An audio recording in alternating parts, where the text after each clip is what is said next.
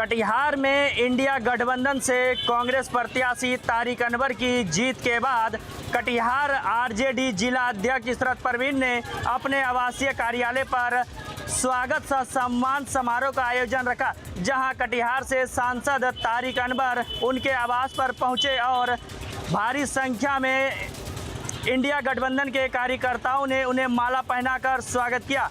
आइए दिखाते हैं इस खबर में कटिहार से सांसद तारिक अनवर और आरजेडी जिला अध्यक्ष क्या कुछ कह रही है। हमें इस बात की खुशी है कि देश की जनता ने अपना फैसला सुनाया और जो भारतीय जनता पार्टी या नरेंद्र मोदी जी जो समझ रहे थे कि हम जनता को बेवकूफ़ बना के निकल जाएंगे, वो हुआ नहीं, उनका वो मकसद पूरा नहीं हुआ और उनकी असलियत सामने आ गई। और मैं देश की जनता के प्रति भी आभार प्रकट करता हूँ कि उन्होंने देश के हालात को समझने का प्रयास किया। लोकतंत्र जो हम लोग कह रहे थे लगातार कि लोकतंत्र खतरे में है, संविधान खतरे में है, तो इस खतरे को देश की जनता ने महसूस किया। कटिहार जिला में हमारे नेता तारिक अनवर साहब आज जीत करके हम राजद परिवार के बीच है। हम लोगों ने रात में मुलाकात हुई इनसे, तो बोला कि एमपी साहब के द्वारा कहा गया कि राजद के लोगों से मिलना है, तो हमने शॉर्ट नोटिस में राजद परिवार के सारे लोगों को सूचना देने का काम किया। ये आप जो भीड़ देख रहे हैं बहुत कम है, बहुत लोग नहीं आ पाए, जो दूर के थे वो नहीं आ पाए। इतने शॉर्ट नोटिस में इतने लोग आए। हम लोग शुभकामना प्रकट करते हैं। आज ये सम्मान समारोह तारिक साहब का रखा गया था राजद परिवार की ओर से। हम उनका बहुत बहुत उनको शुभकामना प्रकट करते हैं। न्यूज नेशन जयप्रकाश भगत। गुमला के विकास की जब भी चर्चा होती है तो गुमला की चर्चा उस मामले में होती है कि ये कृषि प्रधान इलाका है और यहाँ पर 90% जो हाउस होल्ड हैं वो पूरी तरह से कृषि पर अप्रत्यक्ष और प्रत्यक्ष रूप से आश्रित होते हैं। खास करके यहाँ पर सब्जी उत्पादन को लेकर भी काफ़ी चर्चाएं रहती है। कई ऐसे इलाके हैं जहाँ सब्जी का उत्पादन होता है, लेकिन यहाँ पर सब्जी लंबे समय तक किसान अपने नहीं रख पाते हैं क्योंकि यहाँ पर कोई कोल्ड स्टोरेज की व्यवस्था नहीं थी। उसके बाद 3 साल पहले यहाँ कोल्ड स्टोरेज बनाने का काम शुरू किया गया। प्रशासनिक गंभीरता का अंदाजा आप इस बात से लगा सकते हैं कि 3 साल पहले जिस कोल्ड स्टोरेज काम शुरू किया गया था, करोड़ों की लागत से कोल्ड स्टोरेज बनना था, लेकिन वो कोल्ड स्टोरेज आज तक नहीं बन पाया। यहाँ गुमला जिले में पॉलिटेक्निक कॉलेज के बगल में यहाँ पर कोल्ड स्टोरेज बन रहा है, जहाँ पर ये देखा जा सकता है कि अभी तक आधा अधूरा है, काफ़ी लंबे समय से ये बंद है। यहाँ पर किसानों के उत्पादन के सब्जियाँ वगैरह यहाँ पर रखने का प्रावधान है, लेकिन अभी तक कोल्ड स्टोरेज बना नहीं है, अनिर्मित है, अधूरा बना हुआ है। जिले के तमाम पदाधिकारी हों, लंबे चौड़े दावे करते तो थकते नहीं है।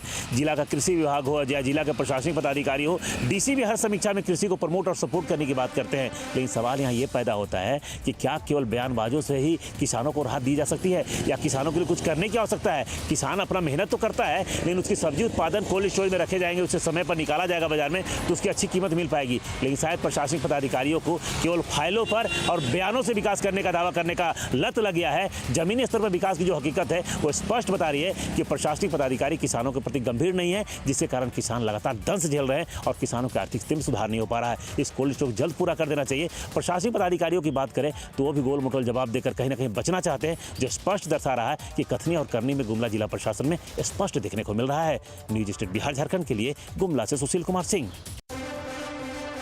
रांची समेत राज्य के तमाम हिस्सों में अभी लोगों को गर्मी से राहत मिलने की उम्मीद नहीं है। मौसम विभाग की तरफ से जारी आंकड़ों के मुताबिक राज्य के तमाम हिस्सों में 7 से 9 जून तक हीट वेव चलने की संभावना है। वहीं दूसरी तरफ मौसम विभाग ने एक राहत भरी खबर तो दी है, लेकिन उसे आने में अभी समय है, यानी 15 जून से 21 जून के बीच राज्य में मानसून प्रवेश कर सकता है। इस बीच आपको बता दें कि बंगाल की खाड़ी से चलने वाली हवाएं राज्य में ठंडक का एहसास तो जरूर दिलाएंगी, लेकिन दोपहर तक यहां का पारा 40 डिग्री तक बना रहेगा। इस बीच राज्य के दक्षिणी हिस्से में गर्मी महसूस होगी, तो वहीं संथाल परगना समेत धनबाद, गिरिडीह और सिंहभूम के इलाके में थोड़ी बहुत राहत महसूस हो सकती है और गरज के साथ छींटे भी पड़ सकते हैं। कुल मिलाकर फिलहाल जो स्थिति है वो यह बनी हुई है कि राज्य के अधिकतर इलाकों में उमस भरी गर्मी है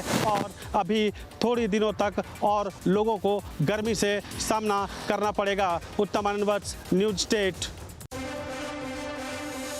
गढ़वा जिला के नगर उटारी थाना क्षेत्र के महदैया गांव में एक गांव है टोला, वहां पे एक साल में लगभग 12 लोगों की मृत्यु टीबी से हो गई, लेकिन इसे स्वास्थ्य विभाग मानने से इनकार करता है। जब इस बाबत हम डॉक्टर अशोक कुमार से बात किए तो उन्होंने कहा कि जितनी भी मृत्यु हुई है वो स्वाभाविक मृत्यु हुई है, क्योंकि जब उन्हें पता चला कि यहाँ पे टीबी रोग से किसी की मृत्यु हुई है तो उन्होंने वहाँ पे कैंप लगाया और लगभग 134 लोगों की जांच की, जिसमें से 2 लोग ही टीबी पीड़ित निकले। तो उसमें भी हमारी टीम गई थी, उसका भी हमको रिपोर्ट आज आ गया है। हम लोगों ने 186 आदमी का जांच किया, ब्लड सैंपल का स्पूटम फॉर एबी, उसमें 2 पॉजिटिव निकला। जो पेशेंट भी एक्सपायर विगत 5, 6, 7 साल से, वो जो आप बोल रहे हैं कि 13 एक्सपायर किया, विगत 5, 6, 7 साल से एक्सपायर किया है, वो सभी RFT थे, रिलीज फ्रॉम ट्रीटमेंट, ट्यूबरकुलोसिस से रिलीज थे। उसमें किन्हीं को कोई पहले से टीबी की बीमारी नहीं थी। यदि कुछ एक्सपायर किया है तो दूसरा कुछ कारण होगा, जिस पर भी हम लोग और उसका जांच कर रहे हैं, इन्वेस्टिगेशन कर रहे हैं। पर हमको लगता है कि टीबी से उसका डेथ नहीं हुआ है। और जो हम लोग उसमें जांच किए 186, उसमें सिर्फ 2 टीबी का पॉजिटिव केस मिला है, जिसका हम लोगों ने इलाज स्टार्ट कर दिया। स्वास्थ्य विभाग मानने को तैयार नहीं है कि जो भी मृत्यु हुई है वो टीबी से हुई है। हालांकि स्वास्थ्य विभाग खूब दावा करे, लेकिन वहाँ के जो पीड़ित हैं उनका कहना है कि जो भी मृत्यु हुई है वह टीबी से हुई है। में टीबी की बीमारी होने लगा। अच्छा, तब दामा टीबी दियो। कितना लोग की मौत हो गया? इतना अभी तो 10-12 लोग की मौत। तो कभी कैंप लागल रहा कि नहीं? कैंप लागल रहे, चेक खोल रहे, दूर के अंदर। तो ये साफ नजर आता है कि स्वास्थ्य विभाग कितनी लापरवाही से कार्य कर रही है। सूचना मिलने पर कैंप तो लगाती है, दवा देती है, लेकिन फिर भूल जाती है और लोग अपने हाल पर जी रहे हैं और मर रहे हैं। गढ़वा से न्यूज स्टेट के लिए मैं धर्मेंद्र। पूरे देश के साथ भागलपुर में आज वट सावित्री का त्यौहार मनाया जा रहा है और इस पर्व का मान्यता है कि पत्नी अपनी पति की लंबी आयु के लिए यह व्रत करते हैं। और सवेरे से भागलपुर के वट वृक्ष के आसपास जो महिलाओं की खासी लंबी भीड़ देखी जा रही है। और अभी इस पर्व का मान्यता ये भी है कि स्तन पुराण के अनुसार वट सावित्री व्रत की कथा जो है महिलाएं जो अपने घर में सुनती है और इसके बाद जो है पति की लंबी आयु के लिए व्रत करती है। कॉलोनी में हम लोग आज पूजा करते हुए बहुत अच्छा लगा। वट सावित्री पूजा करना भी चाहिए सब औरतों के लिए, जितने भी महिलाएं हैं सबके लिए बहुत अच्छा है। वट सावित्री पूजा है और हम जैसी मलिक रोड नेपाल काली मंदिर से आए हैं। क्यों किया जाता है? ये अपने पति के लिए लंबी आयु के लिए किया जाता है। वट सावित्री पूजा से ये सावित्री ने सत्यवान के लिए अपना की थी, तो उसी समय से ये चला हुआ है। ये पूजा मतलब बर के पत्ता पर होता है, श्रृंगार का अपना जो 16 श्रृंगार होता है, फिर दान भी होता है, पंडित जी लोग की कथा सुना जाता है सावित्री पूजा का। और पत्ता पे अपना चना से उस सबसे जो ऋतु फल होता है वही सबसे होता है पूजा इसका। आलोक झा, न्यूज स्टेट भागलपुर। आस्था का महापर्व वट सावित्री पूरे जिले में धूमधाम से मनाया जा रहा है। ऐसे में कटिहार समरनालय के सामने इंदिरा गांधी पार्क है। आप देख सकते हैं इस पार्क में काफ़ी जल जमाव है और इसी जल जमाव के बीच महिलाएं सज संवर कर अपने पति की लंबी आयु के लिए कामना कर रही है और इस जलमग्न वट वृक्ष के नीचे पूजा कर रही है, जहां नगर निगम प्रशासन की लापरवाही के कारण महिलाएं जो है वट वृक्ष के नीचे जल जमाव के बीच पूजा करने को मजबूर है। जिला प्रशासन इस ओर ध्यान दे और ये विशालकाय वट वृक्ष जो है प्राचीन काल से यहाँ पूर्वज से लेकर महिलाएं जो है पूजा करने पहुँच रही है। और आज बीते रात भारी बारिश के कारण कटिहार समरनालय के सामने पार्क में जलमग्न हो गया है, लेकिन नगर निगम और जिला प्रशासन इस ओर ध्यान नहीं दे रही है, जिसके कारण महिलाएं जो है इसी जलमग्न वट वृक्ष के नीचे समस्याओं के साथ पूजा कर रही है। आइए दिखाते हैं इस खबर में पूजा करने आई महिलाएं और पुजारी क्या कुछ कह रहे हैं। बहुत ज़्यादा समस्या हुई है, पानी में बहुत दिक्कतदारी हो रहा है, पूजने में बहुत कठिनाई से हम लोग पूजा कर रहे हैं। ये कौन सा जगह है? ये समरनालय है। समरनालय है, पार्क है। पार्क है कितने वर्षों से यहाँ पूजा करते आ रहे हैं वट सावित्री? 10 साल से पूजा कर रहे हैं। इस वर्ष यहाँ दिक्कत हो रही है? इसी वर्ष से यहाँ दिक्कत ज़्यादा हो रहा है। वर्षा कारण बहुत दिक्कत हो रही है। क्या कहेंगे पर जिला प्रशासन को यहाँ सफाई करने के लिए अपना कहिए जिला प्रशासन को। प्रशासन को कुछ ध्यान देना चाहिए। नगर निगम में ऐसा अगर हाल रहेगा तो क्या कैसे होगा? लोग पर्व करने आता है, नहा धो के साफ सुथरा होके ये गंदगी में जाना पड़ता है। इसके लिए तो प्रशासन को कुछ करना चाहिए। ये कटिहार के जो देख रेख करता धरता है उनको कुछ करना चाहिए। ये तो जिला प्रशासन का समरनालय स्थित है, ये पार्क इतना गंदा है, क्या कहेंगे? इसमें ध्यान नहीं दिया जा रहा है। बस इलेक्शन में वोट से मतलब है और कुछ नहीं। इसमें समस्या है कि हर साल तो पानी नहीं आता था, लेकिन इस साल बहुत ज़्यादा पानी हो गया। इससे हम लोग को समस्या बहुत हो गई है। आने जाने के लिए, पूजा करने के लिए बहुत दिक्कत हो रही है। इससे निजात पाने के लिए कुछ सरकार देखिए, कुछ करे। क्या जिला प्रशासन से क्या आप यही है कि इसमें थोड़ा सा कुछ और सुविधा करे ताकि हम लोग का हर साल के लिए दिक्कत ना हो। जैसे हर साल दिक्कत ना होती थी, आज वो दिक्कत हो रहा है। ज्येष्ठ मास अमावस्या तिथि है, इसमें वट सावित्री का पूजन किया जाता है। औरत लोग दीर्घायु के, पति के दीर्घायु के लिए यह पूजा करती है। वह सदा सुहागन रहने का हम लोग आशीर्वाद देते हैं। और इसमें वट वृक्ष का पूजन होता है, जिसका कि मान लिया जाए पूजन करके फेरा लगाया जाता है। फेरा लगाने में थोड़ा यहाँ कठिनाई हो रही है, जल जमाव हो गया है। पहले तो ऐसा नहीं था, लेकिन अगली साल ऐसा हो गया है। काफ़ी वर्षा होने के कारण इस जगह जल जमाव हो गया है। और फिर भी महिला लोग अपनी हिम्मत नहीं हारी है। हर स्थिति में आके पूजा कर रही है। किसके भिंचे हुए कादवा कीचड़ देखने भी आके अपने पति की दीर्घायु के लिए कामना कर रही है। कटिहार से न्यूज नेशन के लिए जयप्रकाश भगत। नोएडा प्राधिकरण की भूमाफियाओं पर कार्रवाई लगातार जारी है। ताज़ा मामला सोरखा गांव का है, जहां पर अवैध निर्माण किया जा रहा था। प्राधिकरण के अधिकारियों द्वारा कई बार अवैध निर्माण पर रोक लगाने की बात कही गई, भूमाफियाओं को टोका गया। बावजूद उसके भूमाफियाओं द्वारा लगातार निर्माण कराया जाता रहा। लिहाजा अब नोएडा प्राधिकरण के अवर अभियंता के द्वारा नोएडा के थाना सेक्टर 113 में FIR दर्ज कराई है। 15 भूमाफियाओं के खिलाफ पुलिस अधिकारियों का कहना है कि FIR दर्ज कराने के बाद आगे की कार्रवाई की जाएगी। वहीं नोएडा प्राधिकरण के CEO लोकेश M की माने तो अवैध निर्माण करने वाले जितने भी भूमाफिया हैं उनके खिलाफ कार्रवाई आने वाले दिनों में भी जारी रहेगी। और अभी तक नोएडा के अलग अलग इलाकों में करोड़ों रुपए की जमीन को भूमाफियाओं के चंगुल से कब्जा मुक्त कराया जा चुका है। लगातार बुलडोजर की कार्रवाई भी की जा रही है और इसी तरीके से FIR भी आने वाले दिनों में लगातार की जाती रहेगी। वीडियो जर्नलिस्ट भरत शर्मा के साथ अमित चौधरी, न्यूज स्टेट नोएडा। पाकिस्तान से भारत आई सीमा हैदर एक बार फिर सुर्खियों में। इस बार सीमा हैदर ने प्रधानमंत्री की तीसरी बार शपथ लेने पर खुशी मनाई है। सीमा हैदर ने खुशी मनाते हुए कहा है कि नरेंद्र मोदी भारत के तीसरी बार प्रधानमंत्री बनेंगे, इसलिए वो बेहद खुश है। उसने रबुपुरा में अपने आसपास रहने वाली सहेलियों के साथ ढोल नगाड़े बजाकर जमकर डांस किया और खुशियाँ मनाई। PM मोदी के जिंदाबाद के नारे लगाने के साथ साथ जय श्री राम के नारे लगाए और मिठाइयाँ बांटकर खुशियाँ मनाई। सीमा हैदर का कहना है कि उसको पहले से इस बात का आभास था कि प्रधानमंत्री नरेंद्र मोदी तीसरी बार शपथ लेंगे और भारत के प्रधानमंत्री बनेंगे। वीडियो जर्नलिस्ट भरत शर्मा के साथ अमित चौधरी, न्यूज स्टेट नोएडा। पश्चिमी उत्तर प्रदेश के लिए एक बड़ी सौगात जल्द ही मिलने जा रही है। दरअसल वो सौगात है गाजियाबाद के डोमेस्टिक हिंडन एयरपोर्ट स्टेशन से जल्द ही 4 जगहों के लिए फ़्लाइट सेवा शुरू होने जा रही है। उसके अंदर कोलकाता, गोवा, चेन्नई और बेंगलुरु शामिल हैं। पहली बार ऐसा होगा जब गाजियाबाद के हिंडन डोमेस्टिक एयरपोर्ट से 180 सीटर विमान उड़ान भरता हुआ अगस्त में नजर आएगा। 1 अगस्त से बेंगलुरु के लिए फ़्लाइट शुरू हो जाएगी, तो वहीं 12 अगस्त से कोलकाता और गोवा के लिए फ़्लाइट शुरू होगी, तो वहीं 20 अगस्त से चेन्नई के लिए फ़्लाइट सेवा की शुरुआत हो जाएगी। इससे पूरे पश्चिमी यूपी में रहने वाले लोगों को सहूलियत मिलेगी। जो लोग गोवा, कोलकाता, चेन्नई, बेंगलुरु का सफ़र करते हैं, उन्हें दिल्ली नहीं जाना होगा। वो गाजियाबाद से फ़्लाइट लेकर सीधा उड़ान सेवा का आनंद ले सकेंगे। वीडियो जर्नलिस्ट अमित कुमार के साथ हिमांशु शर्मा, न्यूज़ स्टेट, गाजियाबाद। कश्मीर के पिकनिक स्पॉट गुलमर्ग से एक दुखद खबर सामने आई, जब यहाँ का मशहूर शिव मंदिर आग में जलकर खाक हो गया।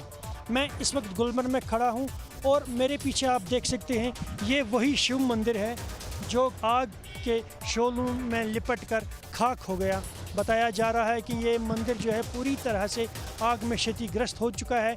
इसके अंदर जो शिवलिंग की जो मूर्ति है, इसके अंदर जो मूर्ति है शिवलिंग है, वो भी क्षतिग्रस्त हो चुका है इस आग में। ये मंदिर जो है पूरी तरह इसमें ज़्यादातर लकड़ी का इस्तेमाल किया गया था। ये इसकी वजह से आग ने इसको पलक झपकते ही इसमें फैल गई और ये मंदिर पूरी तरह जल गया। ये मंदिर जो है जम्मू और कश्मीर के महाराजा हरी सिंह ने अपनी बीवी मोहिनी देवी के लिए 1915 में बनवाया था और इसीलिए इस मंदिर को महारानी मंदिर भी कहा जाता है। मोहम्मद यूनिस, गुलमर्ग।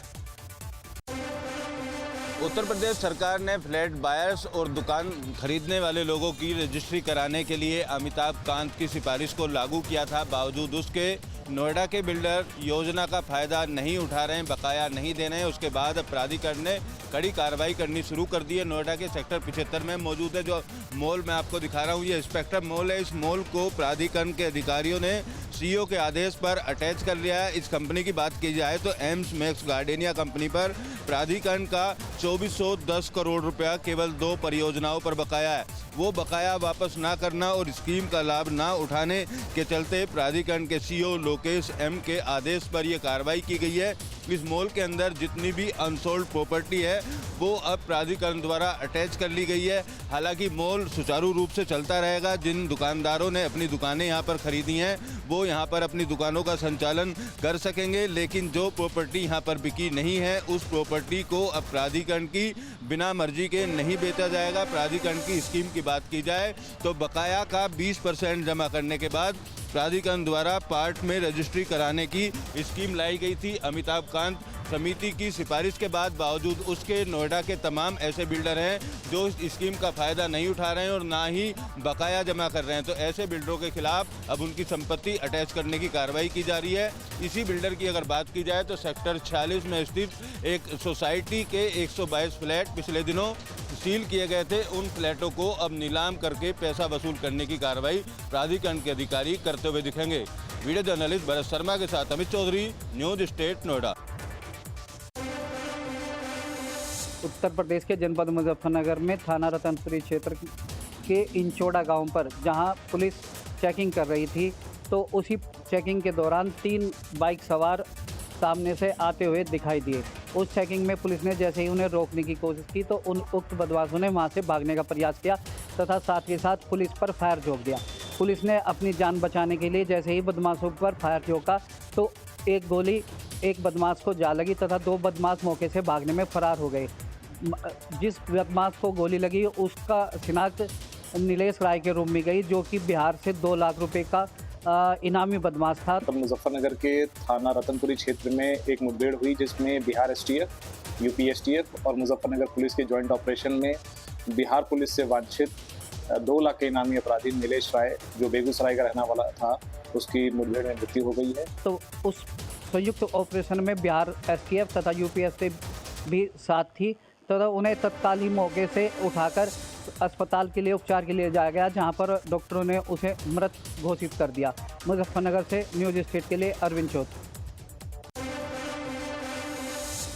राष्ट्रीय राजनीति में सक्रिय होंगे अखिलेश यादव।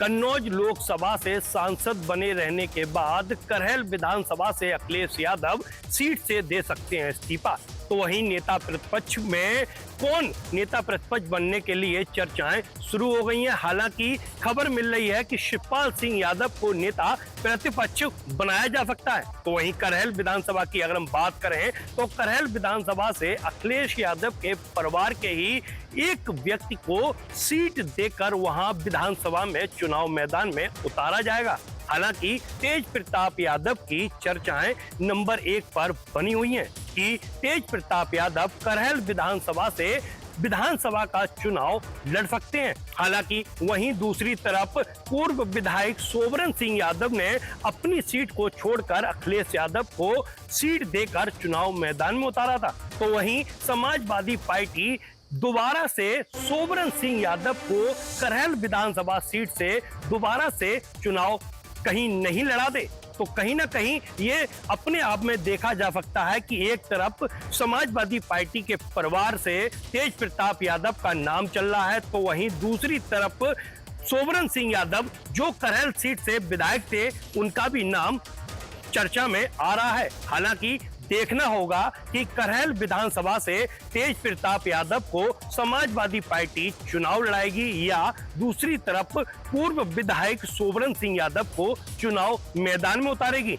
ये तो समय जब चुनाव प्रचार का और चुनाव लड़ने का आएगा तब ये क्लियर होगा कि तेज प्रताप यादव चुनाव मैदान में होंगे कि वहीं दूसरी तरफ सोबरन सिंह यादव चुनाव मैदान में होंगे। हालांकि नेता प्रतिपक्ष के लिए समाजवादी पार्टी और इंडिया गठबंधन चर्चाएं कर रहा है कि शिवपाल सिंह यादव को नेता प्रतिपक्ष बना दिया जाए।